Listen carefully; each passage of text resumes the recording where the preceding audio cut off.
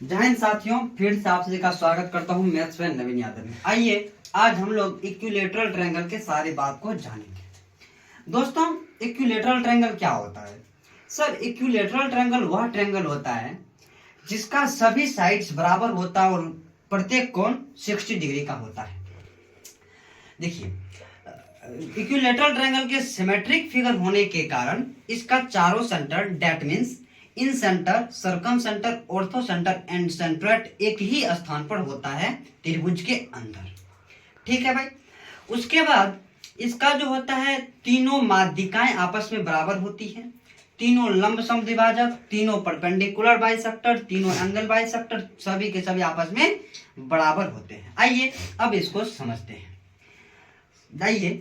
अब समबाहु त्रिभुज को, इक्विलेटरल ट्रायंगल को। सर, यह एक क्या है सर? इक्विलेटरल ट्रायंगल है सर। इक्विलेटरल ट्रायंगल है तो सर इसका तीनों भुजाएं बराबर होगा, ए ए ए। ठीक है भाई, ठीक है सर। प्रत्येक कोण सर 60 डिग्री का होगा सर। यह एंगल 60 डिग्री हुआ सर, यह एंगल भी सर 60 डिग्री हुआ सर, यह एंगल भी सर 60 डिग्री हुआ। ठीक है भाई। आओ अब इसके फॉर्मूला में चलते हैं। तो आइए इसका फॉर्मूला देखते हैं।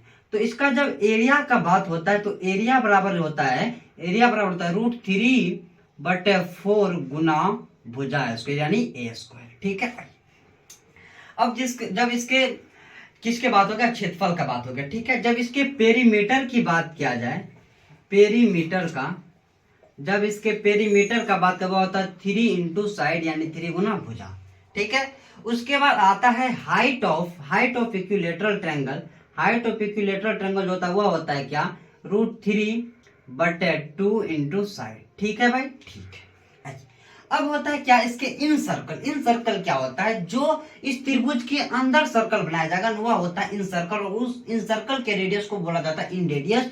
तो इन रेडियस बराबर होता है, इन रेडियस बराबर वह हो जाएगा आपका भुजा/2√3। ठीक है। आइए इन रेडियस हो गया। और जो इसके बाहर सर्कल बनता है उसको बोलते हैं सर्कम सर्कल, और उसके रेडियस को बोलते हैं सर्कम रेडियस।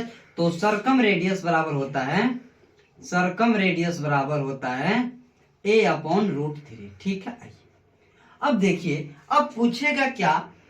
इन रेडियस से सर्कम रेडियस का रेशियो, जो होता है वह होता है 1:2। इन रेडियस से सर्कम रेडियस का जो रेशियो होता है, वो होता है 1:2। ठीक है। जब रेडियस का रेशियो 1:2 है तो यानी कि जब इसका रेडियस 1:2 है तो इसके एरिया का रेशियो 1:4 होगा। Yes sir. आइए अब देखिए, एरिया ऑफ इन सर्कल और इसका रेशियो किससे निकालना है? सर्कम सर्कल से। तो यह हो जाएगा आपका 1:4। ठीक है। समझ गए यहाँ तक? Yes sir. क्या समझे? एक फिर से एक बार समझिएगा।